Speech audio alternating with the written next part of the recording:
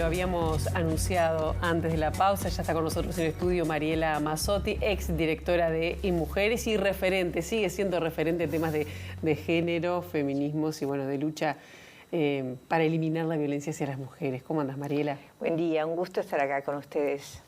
Bueno, realmente el gusto es nuestro, como preparamos además la cantidad de temas que tenemos para hablar con vos, pero primero como una mirada sobre este 25 de noviembre en el que prácticamente a esta altura del año ya se han equiparado los femicidios de los últimos años, es decir, estamos en 28, sí.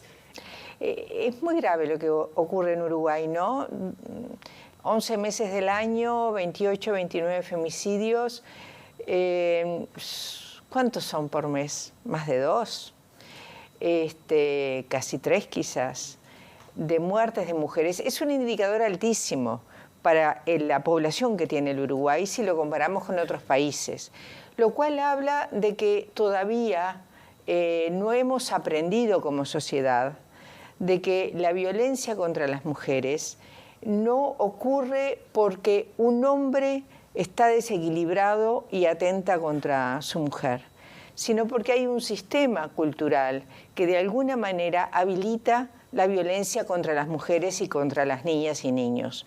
Porque lo que sí tenemos en el Uruguay de hoy día, como algo que agravó notoriamente y que muestra esta falta de censura a la violencia contra las mujeres, es que además de que 2, 3 mujeres son asesinadas por mes por violencia de género, también han asesinado a niñas y niños. Y eso es gravísimo. Se le llama violencia vicaria, que es la violencia que el hombre, en el marco de la violencia de género y la violencia contra las mujeres, atenta contra la vida de sus hijos o de los hijos de la mujer como forma de castigo. Esto es muy grave. Acaban de darle 28 años de cárcel al padre que mató a sus 2 hijos aquí en el centro hace unos meses. Y lo que plantea quienes lo interrogaron es que él justifica porque los niños no tenían por qué vivir una separación. Es decir, les quita la vida, les quita el valor de la vida. Él se siente en derecho de poder quitar la vida, ya no de su mujer que va a vivir con este sufrimiento a lo largo de toda su vida, de 2 niños. Entonces, esto habla de la sociedad uruguaya, de nuestros valores culturales, que obviamente que forma parte de un sistema de valores que hace al patriarcado, es decir, que lo compartimos en todo el mundo, pero que en el Uruguay se expresa con mucha gravedad y con mucha incidencia de las muertes, porque la muerte es la punta del iceberg. Luego están todas las otras formas de violencia que vivimos cotidianamente en todos los ámbitos, en la calle, en las instituciones, en el trabajo, en la atención de la salud, que no llegan al extremo, pero que es mucho más amplia. Por lo tanto, hay una base cultural en el Uruguay que justifica la violencia contra las mujeres, las niñas y los niños. Una base cultural que hace que, como vos bien estabas relatando, ha crecido el número y ha crecido a nivel cualitativo el impacto de estas muertes, incluso sobre las denunciantes, ¿no? Porque cuando entran en juego los hijos hay mucho que se juega ahí de que refuerzan los miedos.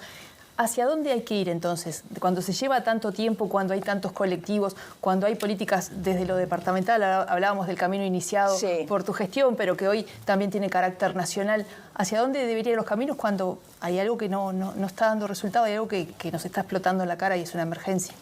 Bueno, estoy de acuerdo contigo con que es una emergencia. Creo que hay que tomarlo como realmente una emergencia nacional.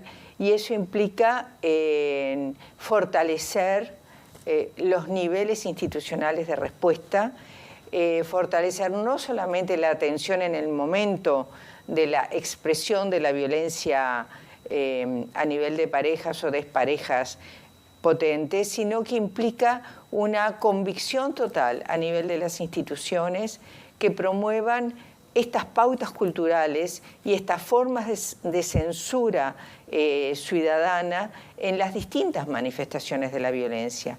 Implica un fortalecimiento potente y profundo de las medidas que transforman lo cultural. Esto tiene que ver con la cultura, con las expresiones culturales artísticas, el carnaval, lo que vemos en la televisión, tiene que ver con el papel de la educación.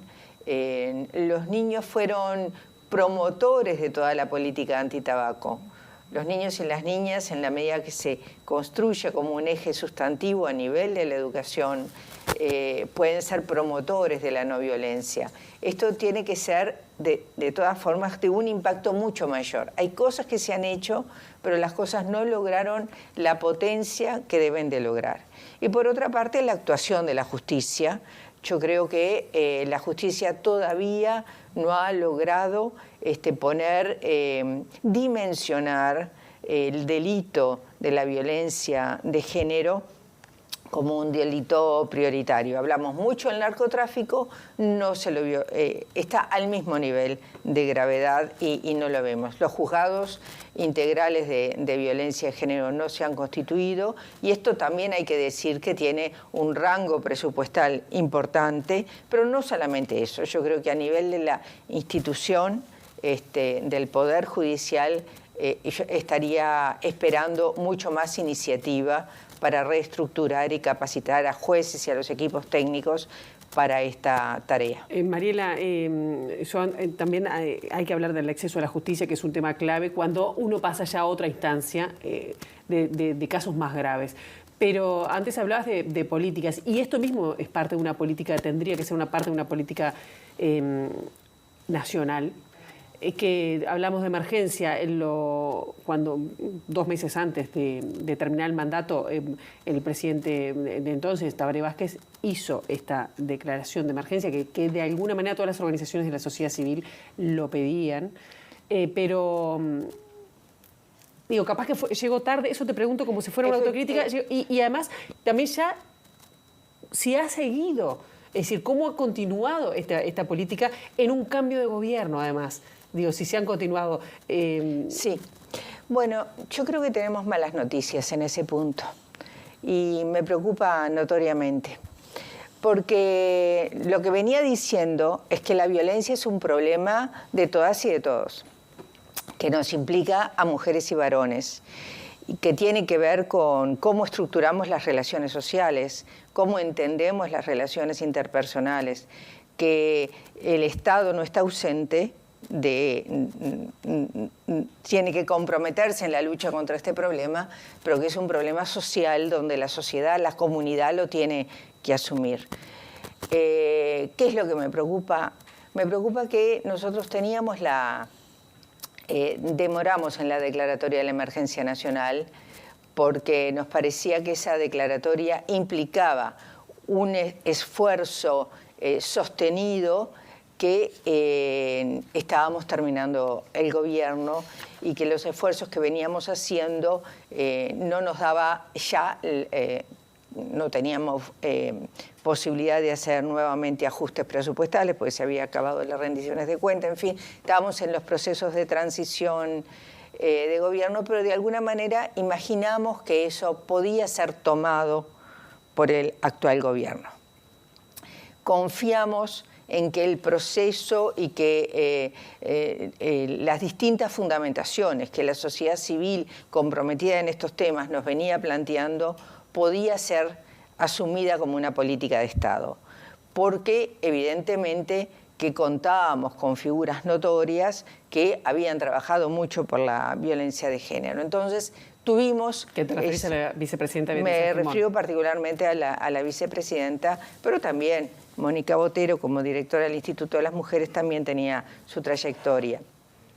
Esto no se continuó, de hecho, el actual gobierno no habla de la declaratoria de emergencia nacional que hizo Tabaré Vázquez. También es cierto que a los pocos días de asumir se tuvo que declarar la emergencia sanitaria, pero es un tema de enorme preocupación que no se retomó en este nivel y que hay una diferencia conceptual importante, me parece a mí, en las actuales políticas públicas.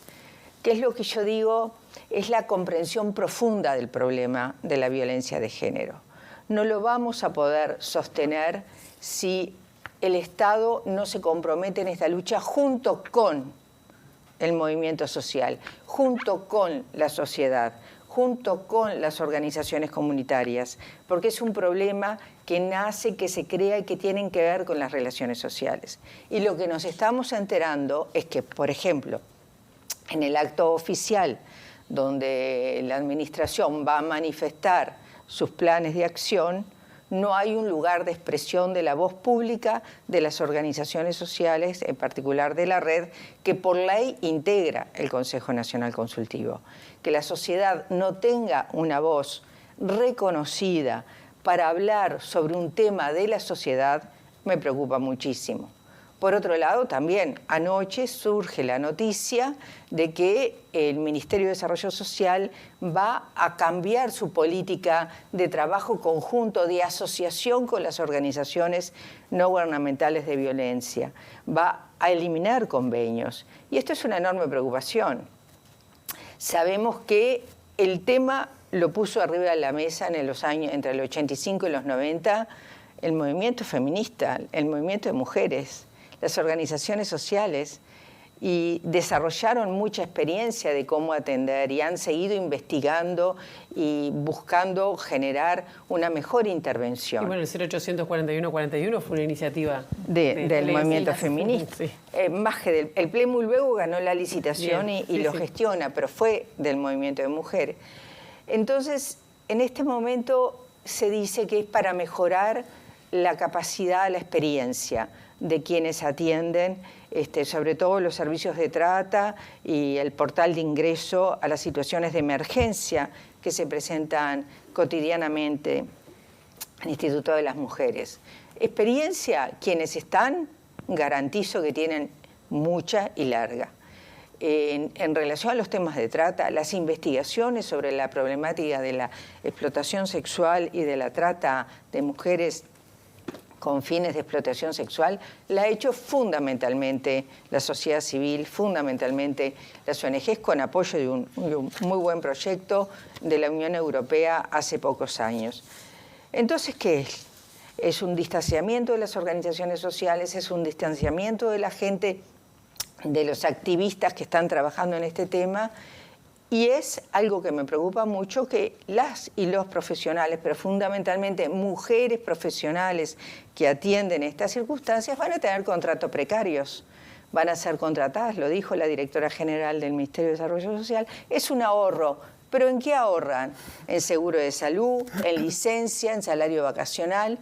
Entonces, bueno, va a haber gente que va a trabajar en estos temas en peores condiciones, y eso yo creo que baja la calidad. No, aparte, en un momento, en un territorio que, no sé, desde afuera, vos en el 2019 fuiste nominada como una de las, nombrada una de las 100 personalidades con más referentes. Entonces es pertinente la pregunta de la actualidad nuestra también a ese nivel, porque vivimos homenajeando a ciudadanas ilustres que han construido nuestra ciudad, nuestro país, nuestro movimiento feminista, pero también se ven nuevas caras. Quizás en uno de los ámbitos en donde ha habido más renovación es en las movilizaciones sociales, porque las jóvenes han asumido como propio y otros temas como la legalización del aborto, que es otra forma también el imponerlo de la violencia.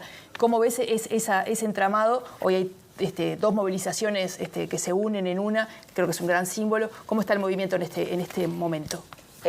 Comparto contigo y he tenido la oportunidad de participar, de escuchar a jóvenes mujeres sumamente comprometidas con problemas que estaban invisibles al Estado, por ejemplo. Los problemas sociales en general los plantea la sociedad. Hay un grupo organizado, pero con experticia, como digo, con estudio y con compromiso. Por ejemplo, el problema de las adolescentes desaparecidas y cómo esto tiene que ver con explotación sexual, con trata. esta cuestión que todavía no está tan visualizada a nivel de la política pública, la están planteando desde la sociedad y son militantes, hay muchas militantes que son muy jóvenes. Hay la problemática de las mujeres privadas de libertad también ha sido una problemática planteada por grupos nuevos que en general están constituidos por personas jóvenes, en el entendido que joven en Uruguay, estamos hablando de la treintena y de la veintena, ¿no? Claro. Tenemos el problema de las mujeres migrantes, el problema de las mujeres migrantes que se articula con la cuestión de la afrodescendencia. Entonces yo creo que hay una movilización y un compromiso social en problemas que están un poco todavía invisibles a los ojos generales de la opinión pública. Lo vemos también en las marchas. Las adolescentes están hartas de la violencia callejera, están hartas de la violencia en los boliches. Esto lo está tomando la Intendencia de Montevideo y es bien importante. Entonces sí, yo creo que hay movilización social, pero lo que no veo, como decía antes, son esos vasos comunicantes entre quienes tienen responsabilidades públicas y la sociedad que se está organizando. Mariela, nos quedan 2 minutos, pero yo te quería preguntar sobre los recientes discursos, no sé si recientes, pero que han proliferado en los últimos tiempos, por ejemplo, desde el sistema político, por ejemplo, que tienen que ver con cuestionar la perspectiva de género, la vuelven a llamar ideología de género, también desde la Iglesia, también desde los proyectos que la corresponsabilidad en la crianza, sí. Es decir, como por ejemplo, digo, simples ejemplos, pero... Es una enorme preocupación. Preocupa. No había llegado el Uruguay. Los discursos de odio y la falsa concepción de esto de ideología de género, que tiene una ideología, la nuestra es de igualdad, de solidaridad, de paz, de convivencia. Eso es lo que peleamos las feministas. Las feministas es un movimiento fuerte de lucha por los derechos humanos que se constituyó hace siglos, pero que tuvo mucha fuerza a comienzos del siglo XX, y el eje siempre fue la convivencia, pero queremos estar en esa construcción de la sociedad de convivencia, en el respeto hacia el otro. No es para el concepto de ideología de género es un concepto despreciativo, engañoso, y que en realidad busca desconocer las condiciones de igualdad, no solamente a nivel de la vida cotidiana de cada una en su casa, en su familia, en el barrio, sino a nivel de las instituciones. ¿Vuelve al tapete? Vuelve al tapete porque hay un movimiento muy fuerte a nivel global, conservador, que tiene como la imagen de que lo que pasó, de cómo nos organizábamos antes, era el mundo ideal. Antes, por ejemplo, la educación justificaba la violencia contra las niñas y los niños. Antes las mujeres no podían votar. Antes las mujeres le tenían que entregar su salario al hombre, por más que ganara, y el hombre administraba, ¿no? Ese antes idealizado ha sido una lucha de las mujeres para estar codo a codo en la construcción de la sociedad. Porque es una lucha que hay que dar todos los días, alentarle a los hogares y también en los canales de televisión. Así que te esperamos nuevamente, Mariela. Cómo no, un gusto. No, un gusto para nosotros. Realmente es un privilegio. Estamos acá conversando con vos, pero realmente has sido una constructora, así que un honor que hayas estado en nuestro estudio. Muchas gracias. Hacemos una brevísima pausa y seguimos con más Ciudad Viva.